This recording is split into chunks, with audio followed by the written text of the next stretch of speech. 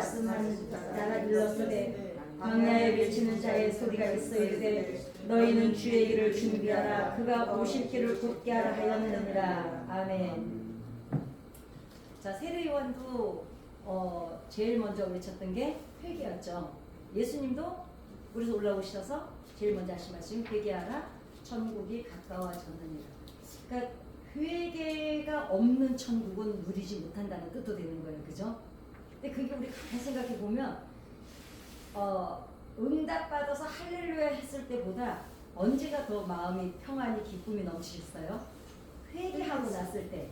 회개하고 났을 때 주어지는 그 기쁨은요 전혀 새로운 기쁨입니다. 왜냐하면 그 가시 같은 것들을 쓴 것들을 뽑아낸 다음에 거기에 하나님으로 채워지기 때문에 아주 맑고 왠지 왜 정신이 맑아진다는 느낌이 들죠. 회개하고 나서 그 느끼는 기쁨은.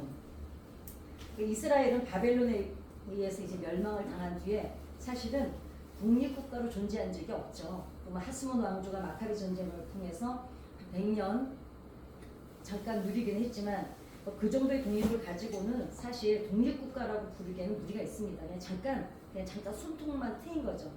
그리고는 400년 동안을 지배를 디아스포라로 흩어지기 전에 400년 동안을 계속 바벨론의, 페르시아의, 그리스의, 로마의 계속 지배를 받아온 이제 그런 삶을 살았습니다.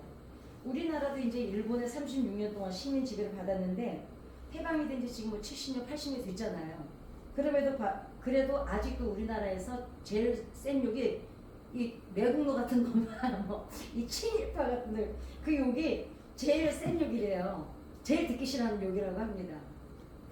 그래서 그 아이들 12살부터 80살까지 이제 조사를 했거든요. 이제 설문으로 조사를 했어요. 제일 듣기 싫은 말 중에 한 가지가 또 하나가 뭐냐면 이 나이값도 못하는 너 말을 제일 싫어한대요. 애들도 너 왜 형인데 왜 그 모양이야? 이런 말을 제일 싫어한대요. 넌 언니인데 왜 그 나이에 네 나이값을 못해? 어른들도 아이고 왜 나이값도 못해 이 말을 제일 기본으로 한답니다. 근데 어찌됐거나 친일파, 매국노라는 말을 우리나라 사람들이 너무 싫어합니다.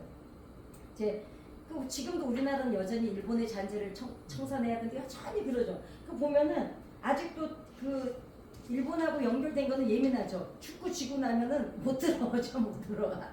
다른 나라에 가서 저도 그건 괜찮아. 일본은 안 돼. 일본은 용서가 안 돼. 그리고 어떻습니까? 우리가 지금도 해결 안 된 게 정신의 문제도 해결이 안 됐고 탄광 문제도 해결이 안 됐고 그게 참 일본도 보면은 참 끔찍해요. 아니 돈도 있는 나라인데 왜 그러나 모르겠어요. 그러니까 나라의 주권을 잃어버리고 식민 지배를 받는 백성은 권리와 이익, 개인의 권리가 남아나 권리와 이익을 받지를 못해도 호소할 데가 없죠. 나라가 없으니까. 강제로 징용이 돼서 그 전쟁터에 나가서 뭐 젊은이들이 다 그냥 목숨을 잃어야 됐고 10몇 살만 돼도 붙잡혀가지고 정신대로 갔어야 되고 노동을 하다가 끌려가서 죽고 정신대에 가서 그냥 일평생을 그 할머니들 진짜 그 일생을 우리가 그냥 할머니들 돌아오셨네 이래도 그 기나긴 세월 그분들의 한은 여자로서 그 수치심과 모욕과 더군다나 우리나라는 여자의 정조했잖아요. 그러니 그분들의 그 마음을 우리가 헤아릴 수가 없습니다. 그리고 징용 끌려가서 일하고 병들어서 돌아오고 했는데도 보상도 받지 못하고 그래 어떻게 해요? 그 당시에 대포를 만든다고 녹그릇을 다 뺏어갔대요. 다 뺏어가고 집안에 뭐 살림살이 돈 되는 건 다 뺏어가도 막 와서 그냥 막 뒤집어서 다 가져가도 말 한마디 못하고 왜냐면 그게 지배받는 국가의 민족들의 아픔인 거예요. 그냥 손 놓고 뭐 말 한마디 할 수가 없는 거예요. 어떻게 했습니까? 기도는 300용사 거기도 보면은 그 지배받을 때 블레셋인가? 지배받는데 농사를 져서 타작을 못 하잖아요. 어느새 보고 쫓아와가지고 뺏어가니까 밤에 숨어서 타작을 할 정도로 그러니까 식민 지배라는 거는 얼마나 비참한지 모릅니다. 이제 우리 할머니 옛날에 살아계실 때 얘기 들어보니까 농사를 져도 어느새 그냥 탈구만 와서 그냥 다 가져간다는 거예요. 왜냐면 군인들한테 보내야 된다고. 아니 그 지네가 전쟁하는데 왜 우리가 그 농사진 걸 보내야 되겠어요. 그럼에도 불구하고 다 빼앗기죠. 그래가지고 할머니가 그러더라고요. 풀뿌리 캐서 먹고 소나무 껍질 벗기면 하얀 거. 박 원사님은 먹어봤어? 네, 맛있죠. 진짜 네. 세대 차이가 우리 별로 안 나네. 우리 어렸을 때는 그 소나무요 꺾어가지고요 껍데기 벗기고 이렇게 빨아먹고 그랬어요. 먹을 게 없으니까. 왜냐면 뭐 아무튼 강냉이만 먹고 이랬으니까 저도 어렸을 때. 그러니 세상에 그렇게 풀뿌리를 먹고 이렇게 소나무 껍질을 먹고 했습니다. 그러니까 억압당하고 말 한마디 못하고 수탈 다 뺏어가고 그래도 그렇게 하니까 결국 목숨을 걸고 어떻게 했습니까? 독립운동을 했죠. 그러니까 하와이 사탕수수 농장? 그러니까 지금 그 당시 그 이후로 이제 뭐 독일도 가고 간호원들도 가고 탄광으로 가고 막 가서 어떻게 해서든지 이 나라가 국가를 튼튼하게 하기 위해서 거기서 돈을 벌어서 그 독립헌금을 사탕수수 같아서 이래서 독립헌금을 하고 그러니까 또 일제치하에서 우리나라 사람이 일제치하에 있으면서 일본 순사보다 더 못되게 굴었죠. 발톱 뽑고 손톱 뽑고 이빨 뽑으면서 고문하고. 왜냐? 자기가 지금 겨우 잡은 이 자리를 이 사람들한테 인정을 받기 위해서는 이 사람들이 해야 될 짓을 자기네가 하는 거예요. 어찌 보면 저는 그렇게 생각해요. 그 사람들도 불쌍했다. 그놈의 사는 게 뭔지. 남자들은 가장이잖아요. 자기가 거기서 견뎌야 새끼하고 마누라를 가정을 보호하는 거야. 그러니 어찌 보면 어떻게 일본 놈들 밑에서 그럴 수 있어. 그거는 개인으로 생각할 때는 그렇지만 전체로 본다면 그게 나라 없는 백성들의 아픔이죠. 그 사람이 그러고 싶었겠어요? 아니 그래도 어떻게 그래야만 살아남을 수 있으니까. 그놈의 가장이 뭔지. 그렇게 생각한다면 어찌 보면 그 사람들도 다 피해자예요. 다 피해자야. 그러니까 어떻게 해요? 자살 폭탄을 도시락을 그 사람 들고 다니면서 목숨을 걸고 독립운동을 했죠. 그러니까 오죽하면 우리는 지금 10살하고 부르지만 그 테러리스트 소리 들으면서 그렇게 자기 생명을 바치면서까지 저항운동을 했던 이유가 뭐겠어요? 나라를 찾고 싶어서. 그렇게 저항운동을 했던 게 우리도 이제 견뎌봤으니까 알잖아요. 그러니 이스라엘 민족들이 어떻겠습니까? 그러니 어린 딸을 근데 사실 그 정신대 지금도 제 가슴이 너무 아픈 게 정신대로 딸을 빼앗겼던 어떤 할머니가 옛날에 한번 인터뷰를 한 적이 있어요. 한 번도 자기가 누워서 제대로 잡은 적이 없다는 거예요. 그 딸을 생각하면 내 새끼가 가서 그 유린을 당하고 여자로서 그러니까 그 당시는 어땠어요? 딸 곱게 키워서 그냥 좋은 남편 만나서 시집고 나서 곱게 그냥 가정 이루고 새끼 낳고 사는 걸 보는 게 부모의 꿈이었잖아요. 그런데 그 정조를 목숨처럼 여기는 그 시대의 여인이 자기 딸을 보내가지고 그 세상 하루에도 군인 몇 명씩들 유린을 당하는 걸 생각을 했을 때 그 엄마 가슴이 내장이 멀쩡했겠냐고요. 그쵸? 그러니까 그런 걸 그렇게 36년 동안 우리는 지배를 36년인데도 아직도 지금 일본 놈들 하면 축구 치고 오면 큰일 나는데 그러니 400년 이상 식민 지배를 받아야 했던 이스라엘은 어땠겠냐고요. 그러니까 어땠습니까? 그 당시는 폭탄이 없으니까 그 베드로가 칼을 들고 말고의 귀를 자르잖아요. 그 당시에 저항운동자들은 예수님 시대의 저항운동자들은 항상 칼을 품고 다녔습니다. 언제라도 나가자 하면은 준비를 하고 있었어요. 그러니까 베드로도 칼을 가지고 다녔잖아요. 그래서 그 당시에 그런 사람들을 열심당이라고 그러죠. 바라바나 이런 사람들을. 그러니까 그러다가 어쩌다가 나라를 구한다고 바라바처럼 막 앞장서서 막 저항을 하면 그 사람을 메시아로 알고 따라다녔어요. 왜냐? 그 사람들에게는 하나님 나라가 중요하지 않았어요. 지금 당장 이렇게 우리를 괴롭히는 이 일본을 쳐부수는 게 로마를 쳐부수는 게 우선이었지 하나님 아무리 기다려봐도 하나님 우리를 살아계신데 이럴까. 그냥 그러니까 예수님 나타났을 때 얼마나 이 사람들이 그냥 환호를 했겠습니까? 그러니까 그 당시에 로마군 앞잡이에 있었던 종교 지도자들 뭐 이런 사람들이 험담의 대상이었죠. 그 다음에 백성의 그 당시에 이스라엘 민족 90% 이상이 빈곤에 시달렸습니다. 그럼 우리나라도 저기 뭐지? 일제치하에 받을 때 90%는 다 그냥 일본에 붙어서 사는 사람 말고는 다 빈곤하게 살았어요. 그 지배당하는 사람들이니까 빼앗기고. 그러니까 어떻게 하겠습니까? 그 마음속에는 우리는 36년 동안 쌓였는데도 그러는데 지금까지 지금 80년이 다 돼가는데도 지금도 일본 놈들 그러는데 이 사람들은 그 로마에 대한 증오와 울분, 억압, 분노 그게 얼마나 강했겠습니까? 그러니까 막 그냥 켜켜이 쌓인 거야. 한 세대를 우리가 100년이라고 보잖아요. 100년인데 그 몇 세대를 이 사람들은 그렇게 지배를 받는 삶을 살았으니 얼마나 나이테 안에 그냥 다 분노와 억울함과 원망과 이런 것들이 그 다음에 그 하나님에 대한 그 기다림, 목마름 그런 것들이 얼마나 깔려 있었겠냐고요. 그러니까 인생에 눈물을 겪어본 사람들은 그랬겠구나 느껴져요. 그렇습니다. 그러니까 그렇게 분노로 가득 차 있는 사람들이 정서적으로는 얼마나 메말라 있었겠냐고요. 버석버석하죠. 우리가 정서라는 게 뭔가 평안하고 감정이 풍부하게 표현될 수 있을 때 정서가 풍부한데 그러지를 못했습니다. 그러니까 어떻게 힘만 가질 수 있다면 힘이 없어서 당한 거잖아요. 그러니 항상 이 사람들이 구하는 건 뭐였을까요? 힘만 있다면 저것들 우리가 다 쳐볼 수 있는데 그러니까 그냥 당할 때마다 내가 힘만 있다면 저 사람들은 그냥 나도 똑같이 갚아주고 싶은데 막 그런 마음이 들지 않았겠어요? 그러니까 이 당시는 어때요? 가해자는 로마였죠. 피해자는 누구였습니까? 이스라엘이었습니다. 물론 뭐 이스라엘만 유대인들만 저기 점령을 당한 게 아니었지만 어찌됐거나 분명하게 그 구분이 되어 있었죠.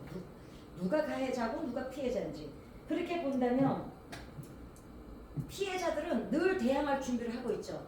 지렁이도 밟으면 꿈틀한다고. 그죠? 우리가 그런 말 오죽하면 지렁이도 밟으면 꿈틀한다고 그런 말 했겠어요. 그래서 근데 이제 이때 진짜 메시아가 나타나셨잖아요. 그러면서 뭐라 하시냐? 회개하라 천국이 가까웠느니라. 그러면 예수님께서 이때 선포하신 회개의 축복은 누구를 향한 것이었냐 이거예요. 오늘 이제 이 회개에 대해서 이제 회개의 본질에 대해서 이제 알아볼 시간인데 그러니까 그럼 예수님이 회개하라 천국이 가까워졌느니라 할 때 그 앞에 있는 대상들이 로마군이었습니까? 아니었잖아요. 누구였어요? 민중들이었어요. 그 유대인들이었어요.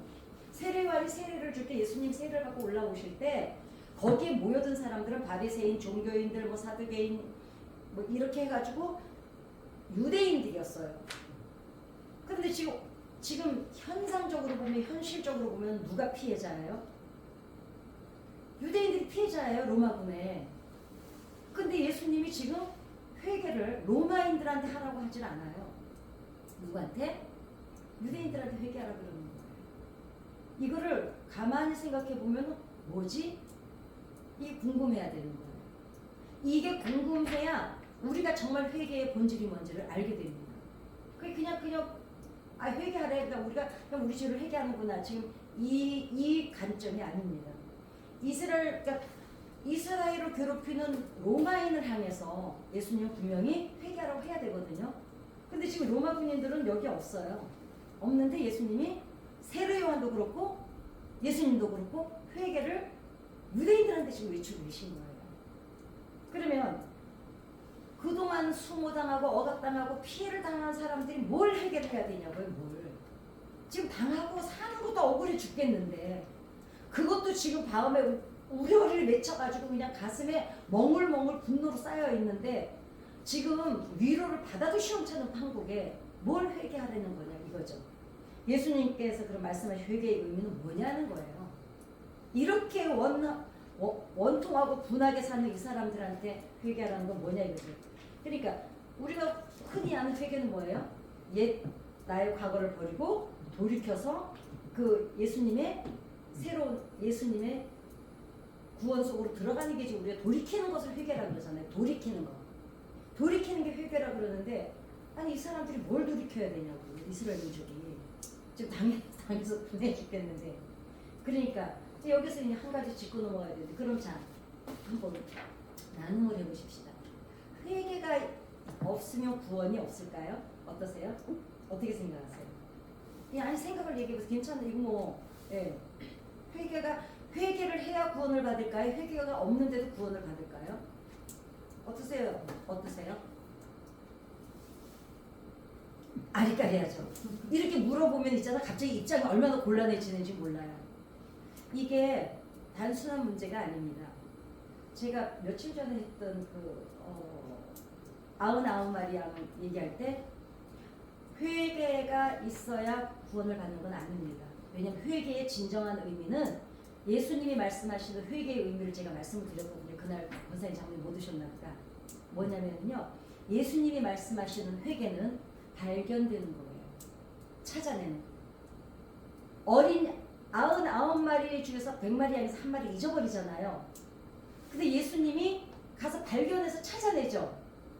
그리고 어깨에 메고 돌아오잖아요. 이거를 예수님은 회개라 그러세요. 이 양이 목자를 발견하자마자 잘못했어요. 제가 또 이 짓거리 또 했어. 이러질 않아요. 와서 나 찾았냐? 그리고는 그냥 덜렁 메고 가서 막 잔치하는데도 얘는 그냥 너무 당연한 거예요. 양이 누구예요? 우리잖아요. 그러니까 예수님이 얘기하는 회개의 의미를 정확히 알아야 되는 거예요. 예수님이 얘기하는 회개는 발견되어지는 게 이미 회개라는 거예요.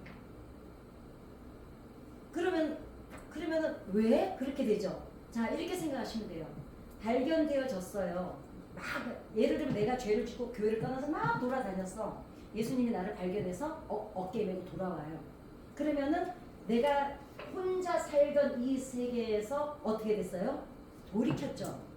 이게 회개라니까. 우리 회개의 의미가 뭐예요? 돌이키는 거잖아요. 그러니까 이미 발견되어져서 찾아져서 무리에 데려다 놓는 것만으로도 회개되는 거예요. 예수님 말씀하시는. 그 다음에 이제 와서 막 하다 보니까 와서 보니까 여기 너무 좋은 거야. 괜히 혼자 돌아다니다 잘못했네. 앞으로는 그러지 말아야지. 이러고 그때는 자기의 개인 회개를 하는 거예요. 이제. 그러니까 회개가 없어도 어떻게 된다고요? 구원은 있습니다. 어떻게? 그러나 분명한 거는 짚고 넘어가야죠. 예수 그리스도를 믿을 때 내 목자를 알아보는 거. 양이 저 내 목자가 아닌데도 도망갈 수도 있잖아요. 예수님이 양을 발견하는 거, 찾아지는 거, 이게 회개되는 거예요. 그러니까 그 양이 그 목자를 따라가죠. 그러니까 우리가 교회에 나오고 회개를 우리가 왜 그럴 때 있지 않아요? 교회를 한 20년 다니고 났는데 갑자기 뭐가 생각나서 그때 회개하지 않았던 게 지금 생각날 때 있잖아요. 그 삶으로 나타나는 거죠. 그러니까 분명한 거는 구원은 믿기만 하면 되는 겁니다. 근데 이제 우리가 천국과 지옥은 누가 가냐 이렇게 묻잖아요. 그럼 천국은 회개한 죄인이 가는, 똑같은 죄인이 가는데 지옥은 회개하지 않은 죄인이 가는 곳이고 천국은 회개한 죄인이 가는 곳이라는데 그건 옳은 표현이 아닙니다. 믿는 자가 가는 게 천국이고 안 믿는 자가 가는 게 지옥인 거예요. 그러니까 회개는 우리 권한에 두셨어요. 내 인간성에. 그게 어떻게 돼요? 우리가 뭐라 그래요? 예수를 믿으면 하루아침에 변하는 건 아니죠. 어떻게 돼요? 조금씩 성화되어 성장해 가는 거죠. 그러니까 예수를 믿고 바로 돌이키는 게 변화가 일어나는 게 아니라 그래서 우리가 교회 10년 다닐 때 저 모양이야? 아직 그 사람은 지금 성장과 성숙을 향해 가고 있는 중이에요. 그러니까 우리가 말할 필요가 없어요. 그러니까 그 사람은 좀 더딘 사람이야. 또 어떤 사람은 돌아오자마자 아주 확 뒤집어지는 사람이 있죠. 이런 사람들은 좀 다른 사람이야. 그러니까 우리가 왜 저 모양이 할 이유가 없는 거죠. 나만 잘하면 돼, 나만. 그래서 우리는 하나님 앞에 어떻게 하냐면 내가 내 관점과 내 체계와 내 사고방식과 내 틀을 버리고 돌이키는 것을 회개되는 거죠. 그게 뭐냐? 이 혼자 살던 세계에서 하나님의 물속에 들어오는 거. 그러니까 회개, 예수님이 말씀하신 회개는 찾아지는 거, 발견되는 거. 그러니까 우리가 전도를 할 때 어떻게 해요? 발견되어지잖아요. 누굴 나가서 전도를 할 때 다 발견되어지는 게 아니죠. 많은 사람을 만나지만 그 중에 어떻게 해요? 우리가 발견하죠. 그쵸? 아, 저 사람 전도해야겠다. 발견되어졌습니다. 그 다음에 어떻게 해요? 찾아서 데려오죠. 이게 회개되는 거예요. 그 사람이 이미 그 길을 버리고 나를 따라서 교회 오는 것만으로도 하나님은 회개되는 거예요. 요거만 잘 알면 우리가 아이고 왜 저 모양이라 안 하면 됩니다. 자 그러면 자 좋아. 그러면 그럼에도 불구하고 뭔가 그러면 이건 개인이야. 그런데 예수님이 지금 얘기하는 거는 독일의 그 보네프 목사님이라고 유명하신 분이 이분은 무슨 그 성도의 교제라는 책에서 무슨 얘기를 하냐면 개인의 회개를 얘기하는 게 아니라 지금 예수님이 회개하라 천국에 가까웠는 일을 이스라엘 민족을 얘기하고 하는 얘기는 무슨 얘기냐면 공동체의 회개를 말씀하시는 거예요.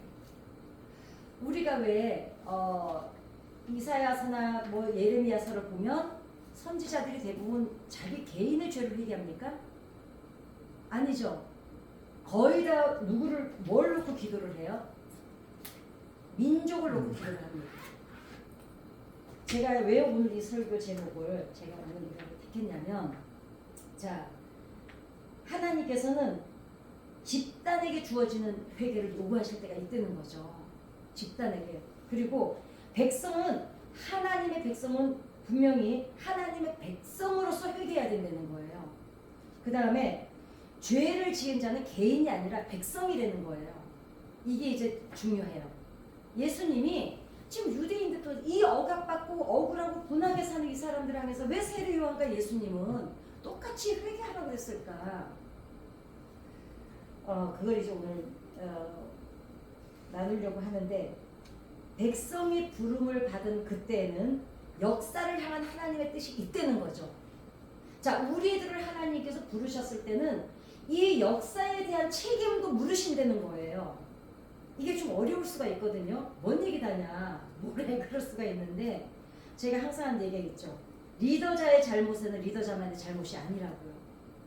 누구의 잘못도 있다고요? 개인의 잘못을 물으십니다. 왜냐? 이스라엘 민족의 지금 우리가 중간사를 지금까지 공부해 왔거든요. 거기에 보면 리더자를 세운 거는 백성이 민중이에요. 그렇잖아요. 그 나라의 정치의 수준이 누구의 수준이라고요? 그 국민의 수준이에요. 그러면 예수님께서는 철저하게 무슨 주의로 가셨습니까? 무저항주의로 가셨어요. 근데 그 무저항주의 속에는 뭐가 있었냐면은 뚜렷한 정체성이 있었어요. 어떤 정체성? 하나님 나라에 대한 정체성이 뚜렷했던 거죠. 그러면은 하나님 나라의 정체성을 뚜렷하게 가지고 있는 사람은 좌로나 우로나 치우치면 안 되겠죠. 내 개인의 기분을 가지고 리더자를 따르면 안 된다는 얘기예요. 이 얘기는 그죠? 그러니까 제가 지방에 옛날 한 30년 전에 지방에 집회를 갔더니 전라도 장로님석, 경상도 장로님석이 따로 있어요. 이게 절대로 안 된다는 거죠 지금. 왜냐? 저는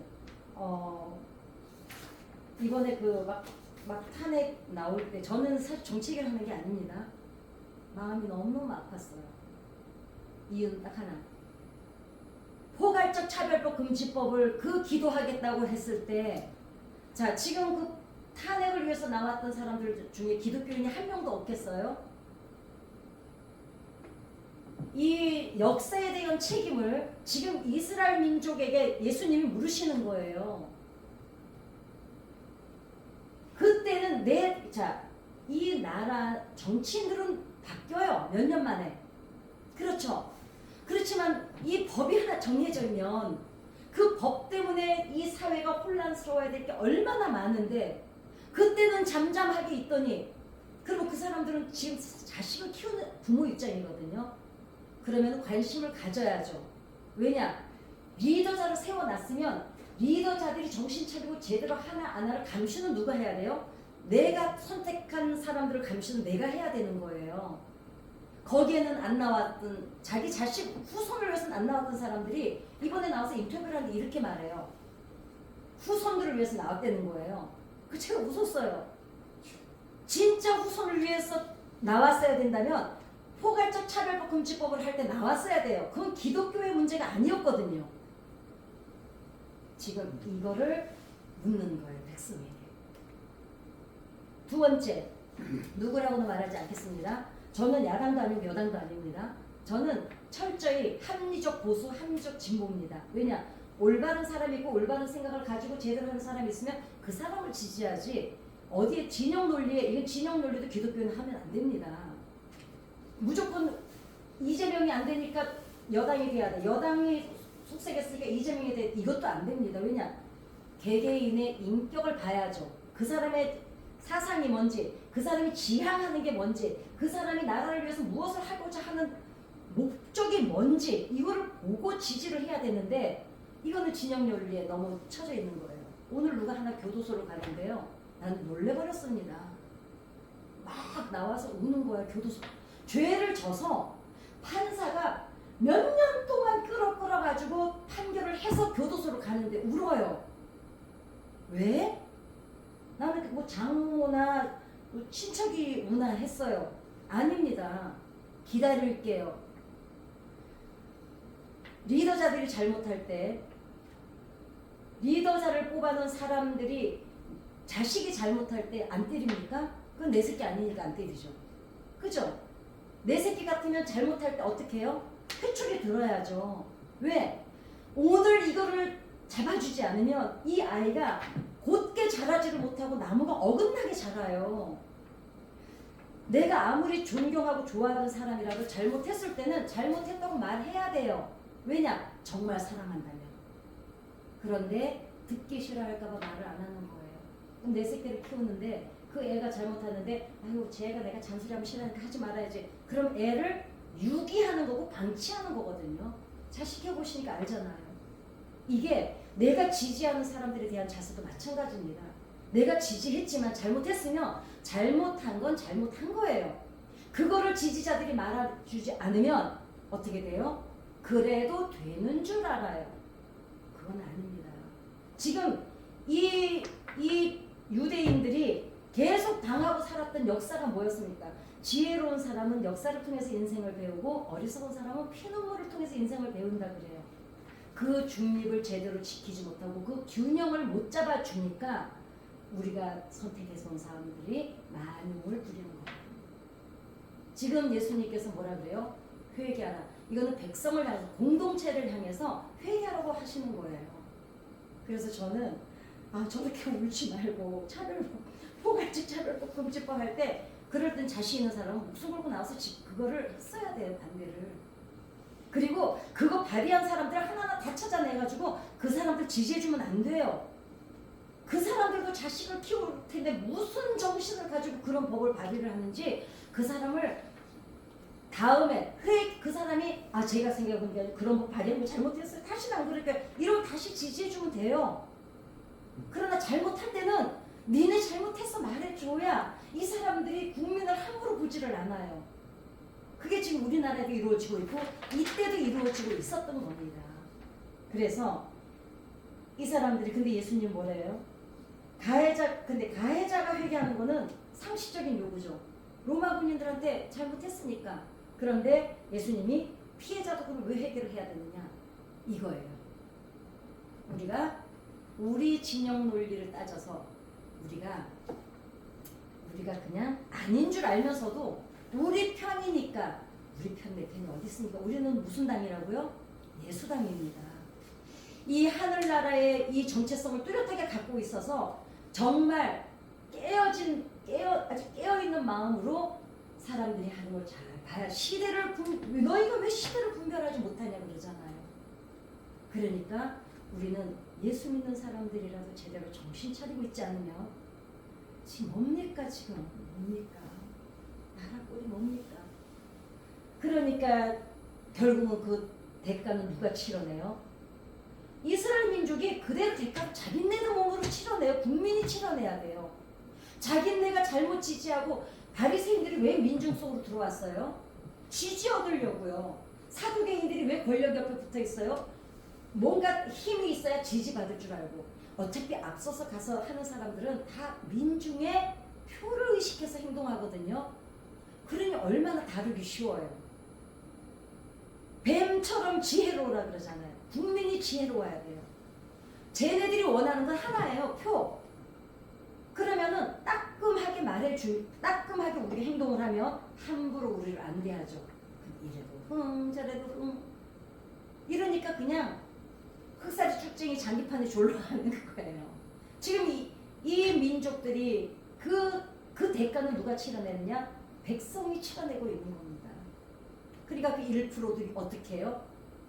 옛날에 무슨 영화에 우리나라 정치인들이 국민을 개돼지로 취급하는 영화 있었잖아요. 그 한동안 또 막 나왔어요. 그죠? 이스라엘 민족이 지금 우리가 중간사 공부하면서 어떻게 봤어요? 1% 종교인, 바리새인, 제사장들, 사두개인, 서기관들이 이 사람들 90%를 어떻게 봐요? 기생충 취급을 했어요. 그럼에도 불구하고 이 사람들이 존재했습니다. 왜? 여전히 지지하고 있으니까. 그러면 이 사람들을 인정을 그대로 받아주니까 개돼지 취급을 누가 당해요? 개돼지 취급을 하는데도 그냥 헐레리 벌레리 하니까 그냥 당하고 있는 거예요. 그런데 이 사람들이 힘을 만약에 모았다면 이 10% 못 이겨내겠어요? 안 했던 거예요. 그 예수님이 지금 뭐라 그래요? 회개하라 천국에 갖고 왔는데 이거는 이 사람들이 지금 하나님께서 이 사람들을 어땠습니까? 유대인들은 끊임없이 혁명을 일으켰어요. 혁명을 일으켰는데 이 혁명을 일으키는 사람들을 따라다니고 지지했죠. 그리고 예수님을 죽이잖아요. 그런데 예수님께서 회개를 선포하신 시기는 이스라엘이 로마의 국정, 억압, 학대, 착취를 당하고 있을 뿐만 아니라 같은 민족 안에서도 무시와 어떻게 했습니까? 무시를 당하고 수치와 멸시를 당하고 있는데 지금 이 사람들한테 예수님이 니네들 회개하라 이거예요. 왜 그랬을까요? 하나님의 택함을 받은 선민이 맞아요.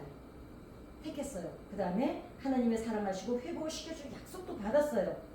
그런데도 불구하고 그 약속을 믿지 못하고 무슨 방법으로 계속 하고 있습니까?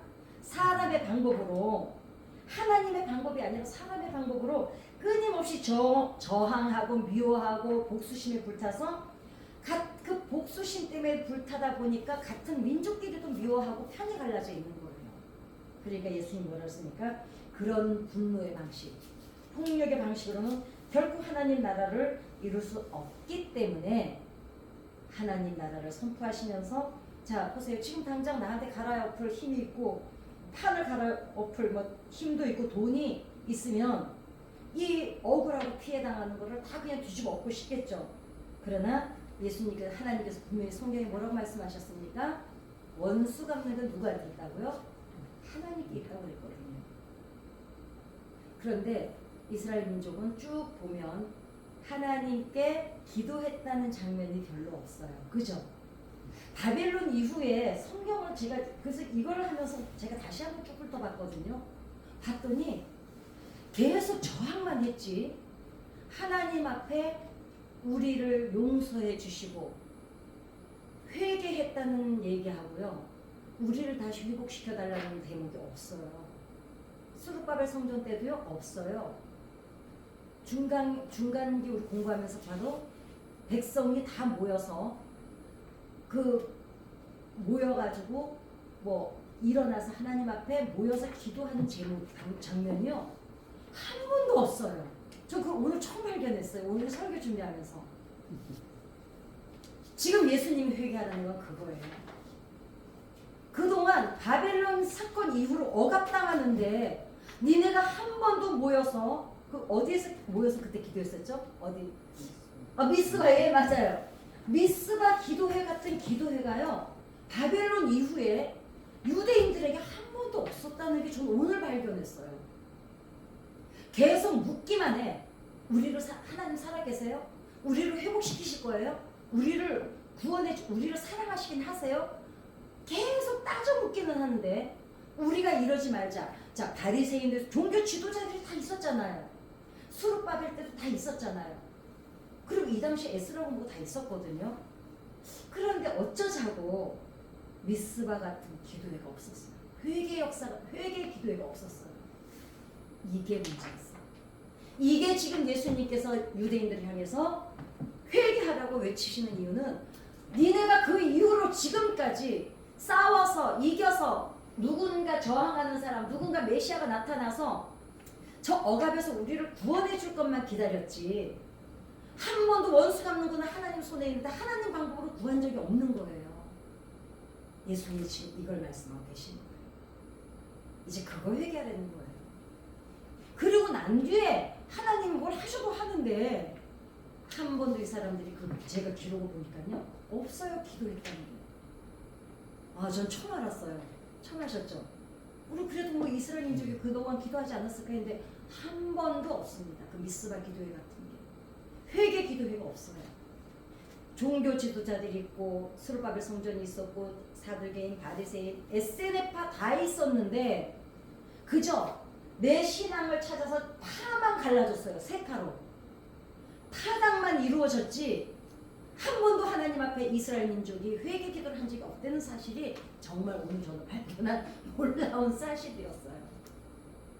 그럼 오늘날이면 어떨까요? 지금 이 나라가 이 모양 이 꼴인데 교회들이 모여서 하나님 예수 믿는 사람들을 우리라도 기도할 테니 예루살렘 성전의 성에 한 명의 의인만 있어도 용서하신다는 하나님, 이제 하나님 방법으로 이 나라를 다스려 달라고 지금 기도하는 교회들이 있을까요? 어디에나 있겠죠. 우리라도 기도해야 될 줄 믿습니다. 지금 예수님이 얘기하시는 거는 개인의 죄를 회개하라고 말씀하시는 게 아니라 공동체, 너희들은 지금 기도를 얼마나 했냐 이거예요. 진영 논리에 쌓여서 누가 돼야 되는데 이번에 큰일 났는데 탄핵당하면 안 되는데 아니면 이재명이 돼야 돼. 니네는 지금 거기에 관심 갖지 말고 지금 우리가 누구냐를 잊어버린 거예요. 이스라엘 민족은 하나님 앞에 택함 받은 선민이잖아요. 그 선민이라는 사람들이 바벨론 이후로 하나님 앞에 기도한 적이 없어요. 칼을 저항하기 위해서 칼을 차고 다닐 정도로 베드로까지, 예수님의 제자인 베드로까지 칼을 차고 다니는데 회개하고 기도한 사람들이 없어요. 예수님이 와서 그 무저항으로 예수님이 힘이 없어서 당하신 게 아니잖아요. 계속 뭘 말씀하고 싶으셨어요? 하나님의 방법을 가르쳐 주고 싶었거든요. 끊임없이 회개하라 천국이 가까웠다고 말씀하시는데도 이 사람들은 공동체 회개가 없었던 거죠. 지금 예수님 말씀하시는 거는 개인의 회개가 아닙니다. 그렇다면 예수 믿는 여러분과 제가 오늘날에 있어서 이 교훈, 이 말씀을 통해서 우리가 교훈을 얻어야 되는 건 무엇인가? 예루살렘 성에 한 명만 있어도 용서하신다는 그 하나님의 말씀을 기억하고, 하나님 이제는 이 나라에 내가 백성이잖아요. 까치가 이꼴저꼴 안 보고 뭐 능력 돼서 이면 확 가버리면 좋겠는데 그 능력도 안 되고 또 갈 만한 나라도 없어. 전 영어가 안 돼서 외국을 못 가요. 여기서 살아야 돼요. 죽으나 사나. 그럼 어떻게 해야 되겠어요? 나라도 한 명이 돼야 될 줄 믿습니다. 그래서 참된 회개는 개인은 물론이고, 개인은 자 아까 말씀드렸죠. 개인은 성화돼 가는 동안에 계속 회개해요. 계속 만들어져 갑니다. 그러나 우리가 공동체가 해야 되고 기존의 질서가 아닌 하나님 나라의 질서로 방향 전환을 하게 해달라고 기도하는 것이 우리 공동체가 해야 될 의무인 줄 믿습니다. 그래서 이제는 교회가 깨어 있어야 돼요. 교회가 너무 무관심해요. 이제는 아유 어떻게 또 되겠지? 안 됩니다. 하나님이 개입하시기 전에는 솔직히 말씀드릴게요. 저는 제가 태어나서요 우리나라 정치가요 안정이 있었던 데가 한 번도 기억이 없어요. 제 기억에는요. 제 기억에는 제가 언젠가 말씀드렸죠. 여의도를 이렇게 갈라서 여기다 폭탄을 다 심어 놓는 거예요. 그래가지고 여의도에 정치하고 싶은 사람 헬리콥터를 거기다 데려다 주는 거예요. 얘네들이 거기 땅도 넓잖아요. 거기서 농사 지어서 거기서 자족하고 먹고 살게 하고 거기서 정치만 하게 놔두면 돼요. 나오려면 걸어서 나오는 길밖에 없는데 폭탄을 다 심어놔서 못 나오게 하고 정치하고 싶은 사람은 여의도로 다 보내서 거기서 그냥 나라를 하나 만들어줘서 니네끼리 살아라. 그리고 우리는 그냥 우리가 알아서 경제도 뭐고 다 책임지고 살게 이랬으면 좋겠다니까요. 그러니까 거기다 다 집어넣어. 그냥 정치하고 싶은 사람들 우리하고 좀 다르게. 왜냐면 너무나 우리하고 이질적으로 다른 사람들이니까. 너무 다른 사람들이니까 거기다 다 집어넣고 그냥 나오고 싶은데 한 번 들어가면 대신 못 나와야 돼. 폭탄이 터지니까. 배도 주면 안 돼. 헤엄쳐서 나오든지 다리 다 끊어버리고. 그래서 여기서 어떻습니까? 그럼 공동체가 문이 됐던 나라가 있죠. 혹시 기억나세요? 독일이죠. 독일은 지금도 회개해요. 그 나라는요, 새로운 총리가 들어올 때마다 어떻게 해요? 그 가스에 죽어간 사람들 계속 잘못했다고 빌잖아요. 근데 그 반대되는 나라가 어디입니까? 죽어서 사는 일본 놈들. 근데 일본은 정말 용서에 대한 용서가 참 쉽지 않은 정말 피플들이에요.